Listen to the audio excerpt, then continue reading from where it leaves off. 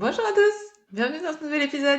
Aujourd'hui, on va parler d'un sujet qui est à la fois fondamental et qui est très mal compris, y compris par des gens qui font du SEO, y compris par des développeurs, des web designers. C'est la structure de votre site web. Je sais ce que vous vous dites, ok, encore un truc technique, Priscilla, c'est pas pour moi. Sauf que non. Ce dont je vais vous parler aujourd'hui, ça concerne tout le monde, que vous ayez un site e-commerce qui vend des produits en ligne, un cabinet d'ostéopathie, un élevage, une activité de prestation de services, etc. C'est à partir du moment où vous avez un site, c'est pour vous. Parce que la structure de votre site, c'est la fondation. Et si la fondation, en fait, elle est bancale, peu importe que ce que vous publiez, peu importe vos efforts sur les réseaux sociaux, vous allez construire sur du sable. Dans cet épisode, vous allez comprendre ce que c'est vraiment, pourquoi ça impacte directement votre visibilité sur Google et surtout ce que vous pouvez faire concrètement cette semaine pour améliorer votre site internet. Allez, c'est parti. Déjà, c'est quoi concrètement la structure d'un site internet? On va commencer par les bases, parce que structure de site, c'est un terme qu'on entend souvent, qui est pas vraiment bien expliqué. On parle aussi d'arborescence, voilà, peut-être que c'est un mot que vous avez plus entendu. La structure de votre site, en fait, c'est simplement la façon dont vos pages sont organisées, reliées entre elles. C'est un peu le plan de votre petite maison digitale. Qui mène où, ce qui va au rez-de-chaussée, ce qui va à l'étage, ce qui va à la cave, etc.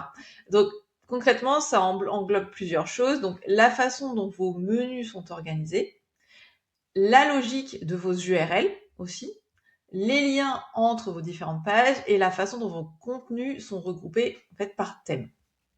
Ça concerne pas que le blog, hein. Cette organisation, elle va servir en fait deux publics très différents qui visitent votre site tous les jours ou presque. Premier public, vos visiteurs humains. Une bonne structure, ça veut dire qu'une personne qui arrive sur votre site, elle va trouver ce qu'elle cherche rapidement, elle va pas se perdre dans trop de menus, elle va pas avoir de frustration. Un visiteur qui trouve facilement ce qu'il cherche, bah, c'est un visiteur qui reste et donc potentiellement qui va devenir client. Et puis, le deuxième public, bah, ce sont les robots de Google et des autres moteurs de recherche. Et maintenant, ce sont aussi les petits crawlers des IA. Ces robots, donc justement, on les appelle des crawlers. Ils parcourent votre site en suivant les liens d'une page à l'autre. En fait, voilà, c'est assez... ils font comme des visiteurs humains. Ils arrivent sur votre site, ils vont cliquer, et puis ils vont recliquer, et recliquer, et recliquer. Et en fait, si votre structure, elle est logique et elle est bien organisée, bah, ils vont comprendre de quoi parle le site, quelles sont vos pages les plus importantes, comment tout ça s'articule, et donc tout ça c'est intéressant pour eux. Mais si c'est le bazar, ils se perdent et au final vos pages vont pas remonter parce que bah, s'ils se perdent, déjà ils vont considérer que le site est pas spécialement bien fait. Et en plus, ils vont perdre du temps potentiellement sur des pages qui ne sont pas intéressantes. Ils vont, en fait, il faut savoir qu'ils sont limités dans le temps. Hein. C'est-à-dire qu'ils vont pas passer une journée sur votre site, quoi. Ils ont un certain, ce qu'on appelle un budget crawl, donc un budget de temps en fait, avec un certain nombre de d'URL à aller voir. Et si votre site il est trop brouillon, bah vous perdez autant de possibilités que les crawlers arrivent sur vos bonnes pages. Donc c'est hyper important la structure d'un site. C'est pas un détail technique au final, hein, c'est vraiment la condition de base pour que votre SEO fonctionne et également votre conversion, hein, bien évidemment. Pourquoi une mauvaise structure, ça peut saboter votre SEO d'une part et également vos conversions. On va regarder ce qui se passe concrètement quand la structure est mal pensée. Et je vous assure qu'il y a plein de sites qui sont concernés et qui ont au moins un des problèmes que je vais vous lister. Le problème numéro 1, vos pages importantes sont introuvables. Et il y a une règle simple en SEO, une page importante, elle doit être accessible en 3 clics maximum depuis votre page d'accueil. 3 clics. Si votre meilleure page de vente, elle est enfouie à 5 niveaux de profondeur, personne ne va la trouver, ni vos visiteurs, ni Google. Elle existe, mais elle est invisible. Imaginez que vous avez une boutique physique, une sellerie physique. Et bien vos produits phares, vous allez les mettre en vitrine ou au fond du magasin derrière des cartons. Non, bah la logique c'est exactement la même. Ce que vous pensez qui est important, vos pages importantes, vous allez faire en sorte qu'elles soient cliquables tout de suite dès qu'on arrive sur votre site internet. Problème numéro 2, vos pages vont se faire concurrence entre elles. Et ça arrive quand on a des sites qui commencent à avoir une certaine taille, pas mal de pages, des produits qui peuvent être un petit peu similaires, etc. C'est ce qu'on appelle la cannibalisation. C'est un mot un peu barbare pour un concept qui est assez simple. Vous avez 2 pages ou plus qui parlent du même sujet avec la même intention. Google ne sait pas laquelle mettre en avant, il hésite, et du coup, il en prend aucune. C'est ça en fait le problème qu'il y a avec la cannibalisation. Un exemple concret, si vous êtes éleveur et que vous avez une page chevaux à vendre, mais imaginons que vous ayez aussi écrit des articles de blog avec nos chevaux à vendre ce mois-ci, ou acheter un cheval dans notre élevage en Normandie, si toutes ces pages ciblent la même intention d'achat, elles vont se cannibaliser. Donc, autre exemple sur un site e-commerce, un problème que je vois assez régulièrement, vous avez 2 produits, par exemple, un produit, une crème qui va être en format 250 ml et la même crème qui va être en format 600 ml. Et en fait, au lieu d'avoir une seule fiche produit avec une déclinaison de taille, vous allez créer 2 fiches produits. C'est ce qui est arrivé aussi sur un site que j'avais vu qui avait des pantalons de plusieurs couleurs, des leggings d'équitation de plusieurs couleurs. Et en fait, il y avait une fiche produit par couleur. Et en fait, le descriptif était le même, tout était pareil, il n'y a que la couleur qui change. Donc le prix est le même, le descriptif est le même, tout est pareil. Et en fait, du coup, ces pages-là se cannibalisent. Et au final, déjà pour l'utilisateur, c'est pas hyper pratique parce qu'il doit cliquer sur chaque fiche produit pour aller voir les nouvelles couleurs ou le format du produit, la quantité, au lieu de simplement choisir sa couleur, sa quantité sur cette fiche produit. Mais également pour les robots de Google et autres moteurs de recherche, en fait, les pages se ressemblent, elles sont quasiment identiques, rien ne change à part la couleur. Donc il se dit, il ne sait absolument pas laquelle mettre en avant et pour le coup, il n'en met aucune en avant. Donc ça, c'est vraiment un gros souci et il faut faire attention quand vous construisez vos pages. Une seule page bien construite, c'est beaucoup plus efficace que plein de pages qui vont dire la même chose. Le problème numéro 3, vos contenus ne se parlent pas. Vous avez peut-être publié 10 articles de blog, une page de service, une FAQ, mais est-ce que toutes ces pages sont reliées entre elles? Est-ce qu'un article va renvoyer vers une page de service pertinente? Est-ce que vos pages de service, elles vont renvoyer vers des articles qui vont approfondir le sujet? Si vos pages sont un petit peu des îlots isolés, vous perdez quelque chose d'essentiel, c'est ce qu'on appelle la transmission d'autorité. On appelle ça aussi le jus en SEO. Donc en fait, chaque page transmet du jus, donc de la puissance et de l'autorité aux autres pages. Donc chaque lien interne entre 2 pages de votre site, c'est un signal qui est envoyé à Google. Ces 2 pages sont liées, elles font partie du même univers thématique. Et donc, c'est ça qui va vous aider potentiellement à remonter dans les résultats. Autre problème, un menu qui ne dit rien à personne. Regardez le menu de votre site en ce moment. Est-ce qu'il ressemble à ça? Accueil, prestation, à propos, contact. Si oui, vous n'êtes pas le seul. C'est le menu par défaut de 80% des sites, notamment en prestation de service. Et le problème, c'est qu'il est totalement générique. Pour vos visiteurs, d'abord, prestation, ça dit rien. Ça aide personne à comprendre ce que vous faites facilement, ni à trouver ce qui l'intéresse. Une personne qui arrive sur votre site pour la première fois, elle ne sait pas encore si elle cherche une séance, un pack, un bilan, une formation. Elle a besoin de repères. Elle n'a pas besoin d'un truc prestation où il va falloir qu'elle aille chercher qu'est-ce qui peut être intéressant pour elle. Il faut qu'elle sache tout de suite, quand elle arrive, ok, qu'est-ce que vous proposez? Et puis pour Google, ensuite, votre menu, c'est l'un des premiers signaux qu'il reçoit sur ce que vous jugez important. Donc des intitulés génériques comme prestation ou service, ça transmet aucune information thématique. En revanche, si votre menu il affiche ostéopathie équine, bilan de performance, bilan biomécanique pour les chevaux, soins à domicile, Google comprend immédiatement de quoi parle votre site et pour qui il est. La règle simple, chaque entrée de votre menu doit pouvoir répondre à la question qu'est-ce que vous faites concrètement et pour qui. Si c'est pas le cas, renommez vos rubriques. C'est l'une des modifications les plus rapides à faire sur un site existant et l'une des plus impactantes.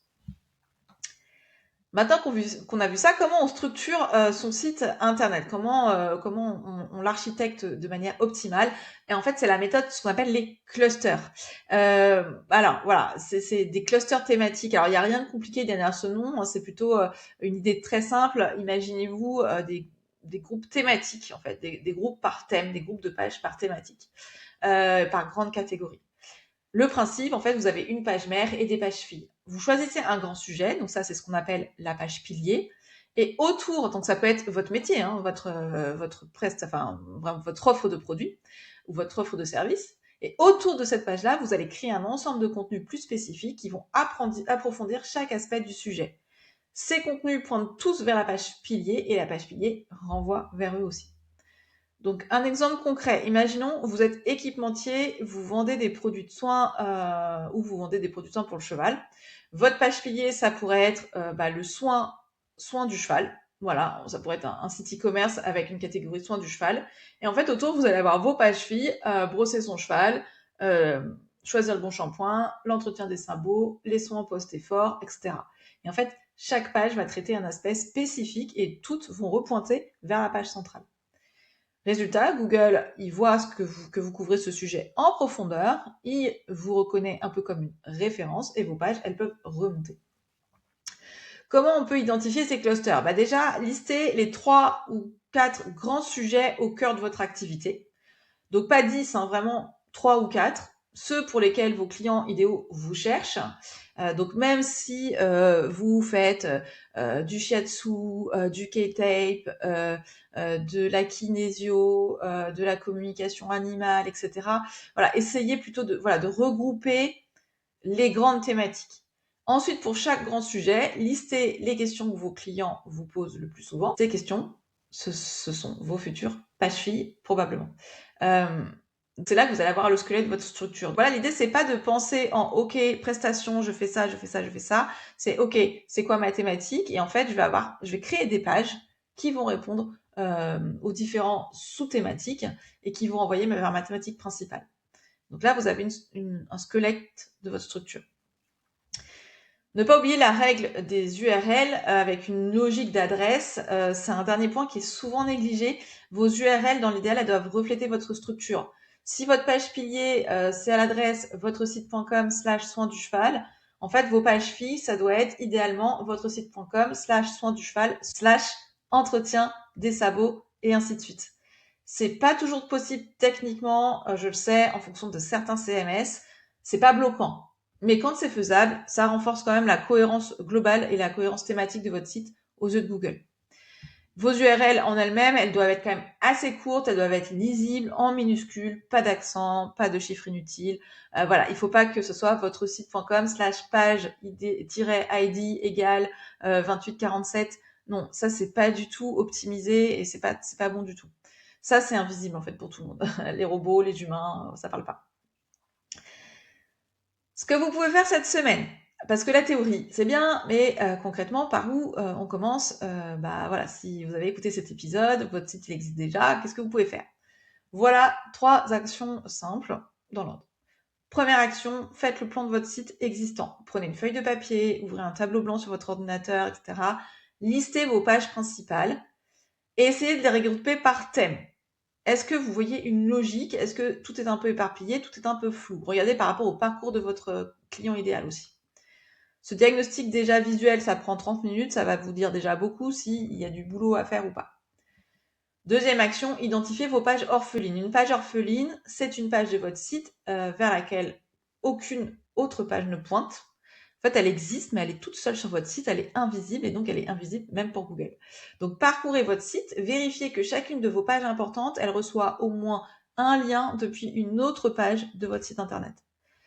Si vous avez WordPress, il y a des outils gratuits qui peuvent vous aider à faire ça, comme Yoast, comme Rank Math. Voilà, il y en a probablement d'autres aussi, mais ils vous permettent normalement facilement de voir vos pages orphelines. Et puis, l'action numéro 3, choisissez un cluster à construire. Donc, parmi vos grands sujets, choisissez-en un seul. Posez-vous la question, est-ce que j'ai une page pilier sur ce sujet? Est-ce que j'ai des pages filles qui approfondissent ce sujet? Et est-ce qu'elles sont liées entre elles? Si la réponse Et non, bah, c'est votre chantier prioritaire. Donc l'idée, c'est pas de tout refaire d'un coup, on va pas tout casser votre site, mais c'est vrai qu'un cluster qui est bien construit, ça vaut mieux que finalement 10 pages ou 10 articles de blog un petit peu isolés.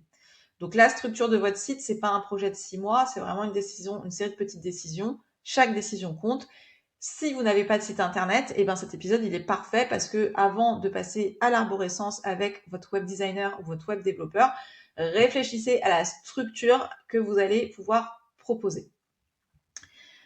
Ce que je veux que vous reteniez de cet épisode, c'est ça, c'est la structure de votre site, elle est aussi importante que ce que vous mettez dedans. Le SEO, ça commence avant le contenu. Donc, c'est hyper important. Et je parle de SEO, mais même le parcours de vos clients et la vente, ça commence avec la structure de votre site internet. Avant d'écrire un seul article, avant d'optimiser une seule balise, la question à vous poser, c'est est-ce que mon site est organisé de façon à ce que Google comprenne clairement ce que je fais et pour qui? Et est-ce que mes visiteurs vont comprendre ce que je fais et pour qui? Si la réponse est non, vous travaillez vraiment en mode difficile. Vous pouvez publier du contenu tous les mois. Ça aura beaucoup moins d'impact que si vous avez des fondations qui sont solides et que vous repartez un peu de la base. Donc cette semaine, je vous lance un défi. Dessinez le plan de votre site. Juste ça, regardez ce que ça vous révèle. Et si vous voulez qu'on en parle ensemble, bah vous savez où me trouver. Quant à moi, je vous dis à la semaine prochaine. Bye!